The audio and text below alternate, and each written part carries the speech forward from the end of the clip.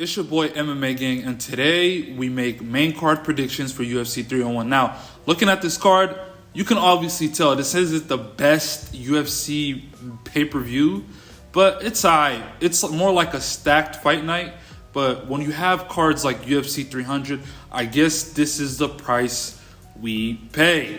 Okay, starting off, we got Paul Craig versus Caio Borralho. Now, Caio Borralho just beat Abus Magomedov.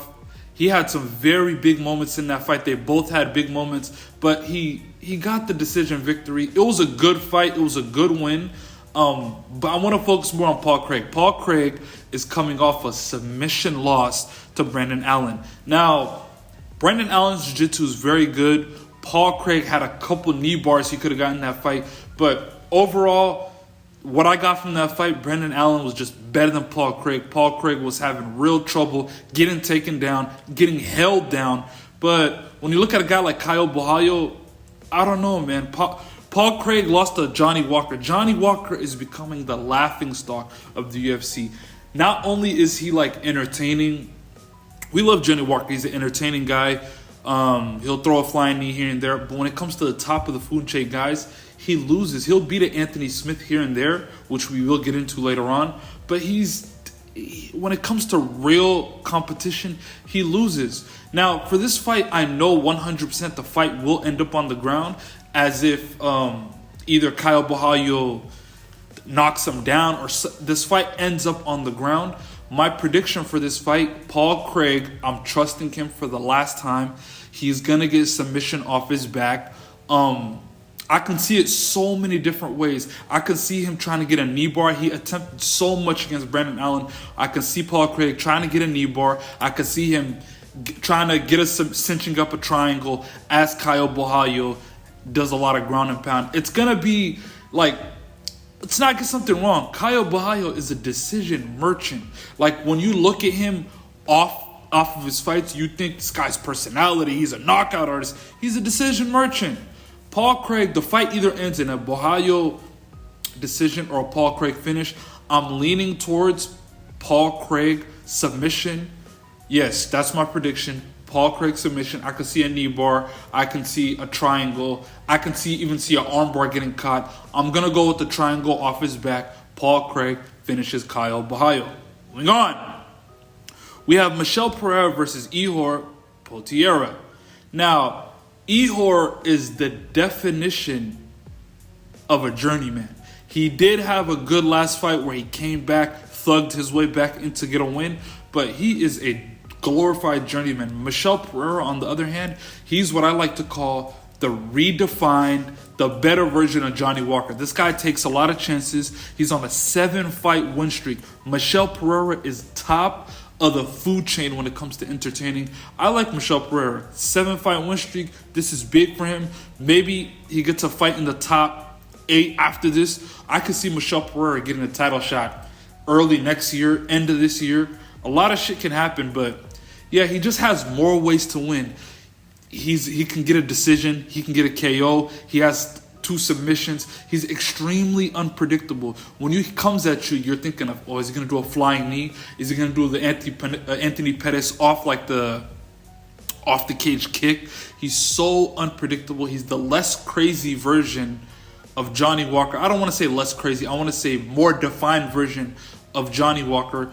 Ihor, he's 1-2 in his last 3. He's susceptible to getting finished.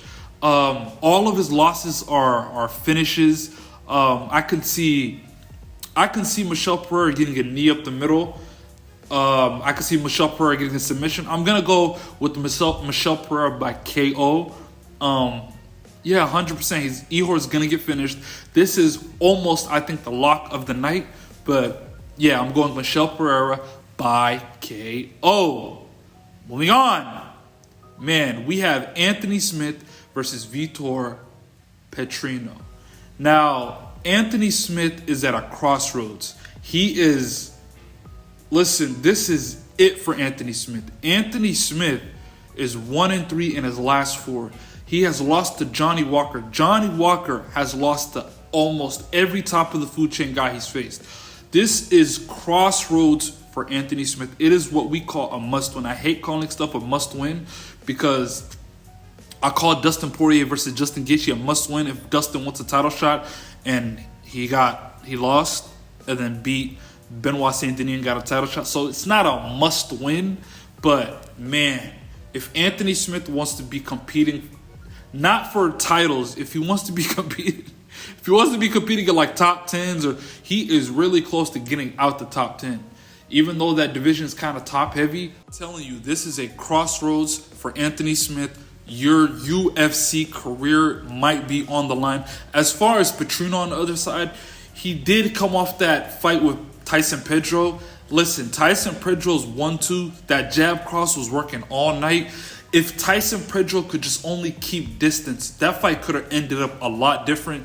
Listen, USADA, I don't know what this new organization is doing, the new anti-doping agency, but listen, we got to take a look at Vitor Petrino. This guy is juiced to the gills. When I say to the fucking gills, if there was ever a guy taking any PEDs, it is Vitor Petrino. I'm sorry. Listen, keys to victory, it's a must-win for Anthony Smith. I say I can see Anthony Smith winning. The keys to victory for him, Anthony Smith, stay at fucking range. Stop getting into these boxing distances with these guys. Vitor Petrino has a good overhand, right? He has legit power. He is a crotch sniffer. And we've seen what guys like Glover Teixeira can do to you when guys can take you down and hold you down. Listen, you are not good off your back. It's almost every fight where you see Anthony Smith like in a vulnerable position. I don't know what it is with Anthony Smith. He's in the same, I would say he's in the same predicament as like a Paul Craig to me. It's like we're 1-3 in our last 4. It's crossroads for us. My prediction is Anthony Smith, if you want to win this fight, you have to stay at range. You have to calf kick him to death. And you have to win a boring decision. That's my prediction. Anthony Smith wins a boring split decision. He probably gets hurt a couple times. Anthony Smith by split decision. Moving on. We got Jose Aldo versus Jonathan Martinez. Now, I'm so happy for Jose Aldo's return. Jose Aldo, thank God he's back. This is big. If he did not make this card, he is actually kind of making this card he's putting the life into this card. This card has a lot of bangers, but Jose Aldo, thank God you're back. This is going to be a calf kick battle if there ever was one. Jose Aldo, known as one of the best calf kickers of all time. But listen, this kid, Jonathan Martinez, has 2 calf kick TKOs. I think it's only like 5 in the history of the UFC. This kid is top of the food chain. He makes people quit. Adrian Yanez actually just quit. He couldn't take him anymore.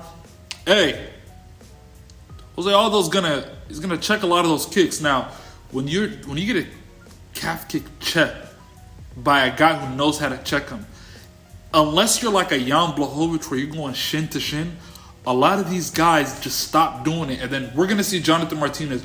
Where's your grappling? Where's your boxing? We've seen a close fight, in my opinion, with Said Nurmagomedov. It was a close fight, but we're gonna see how it really is when you can't win the calf kick battle. Who are you when you can't?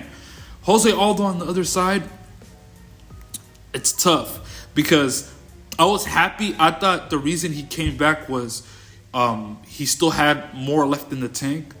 His loss to Merab is looking really good now in hindsight. He didn't get taken down once. He stuffed every single takedown while Peter Yan got taken down like 12 times. Listen, that loss after what he did to Henry Cejudo, that loss is looking very good. But it's sad because I'm hearing he came back just to fulfill his last fight in his contract. Then he wants to go back to, or just like to Jake Paul and boxing and shit like that. But fuck, man, it's going to be tough. I don't know if Jose Aldo's all the way focused since he just wants to complete this fight and leave and become a free agent. But official prediction, I'm picking Jose Aldo just due to experience. Jonathan Martinez isn't really a grappling threat to Jose Aldo. Even if he was, Jose Aldo has a good takedown defense. Calf kick battle, I think Jose Aldo wins the striking exchanges. I'm going with Jose Aldo.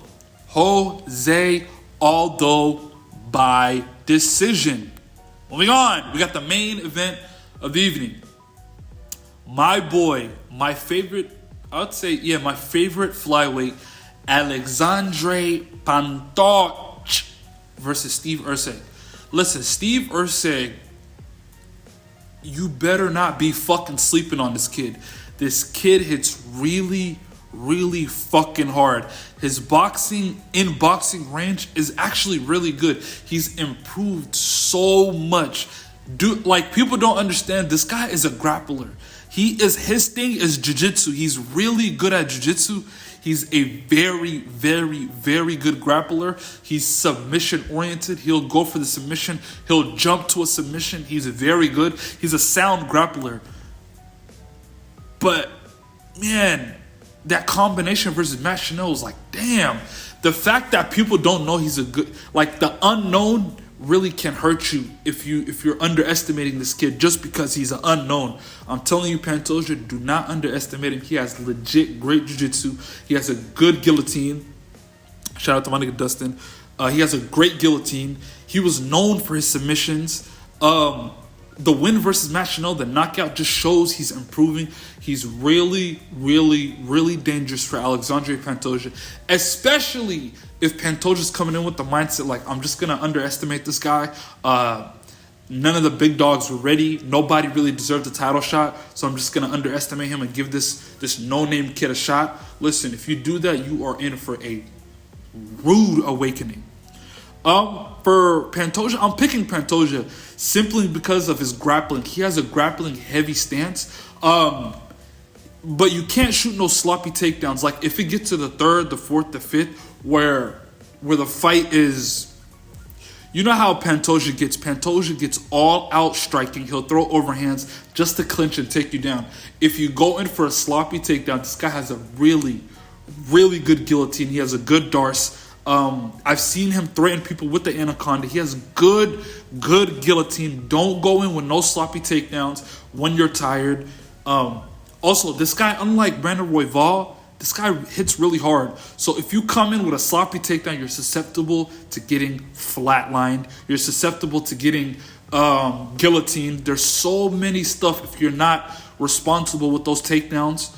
I hope to God you're improving in your cardio, Alexandre Pantoja. I hope to God. And also, it's going to kind of be hard to just hold this guy down. Brandon Royval has good jiu-jitsu, but let's be honest, he's kind of soft. I don't want to say soft, but if he's not, as you're taking him down, if he's not jumping on a guillotine once you take him down, he's kind of easy to hold down. I don't want to say pipsqueak, but he's kind of easy to hold down compared to Erceg. Erceg is going to try to get back to his feet. He has better takedown defense than Brandon Royval. It's going to be a great fight. I think it's going to be fireworks. We might see a finish, but if I were to put my money on the line, I'm going Alexandre Pantoja by unanimous decision. This card, I hope to God that this card isn't a boring card, because it be cards like this that going in, we're like, man, what the fuck, bro? This card sucks. But it be cards like that that end up the fucking bangers. I hope this card is good. Yeah, bro. MMA Gang with the predictions, main card predictions, UFC 301, and that is that. Like, share, subscribe, tell a friend to tell a friend that your boy MMA Gang is in. You heard? And that is that.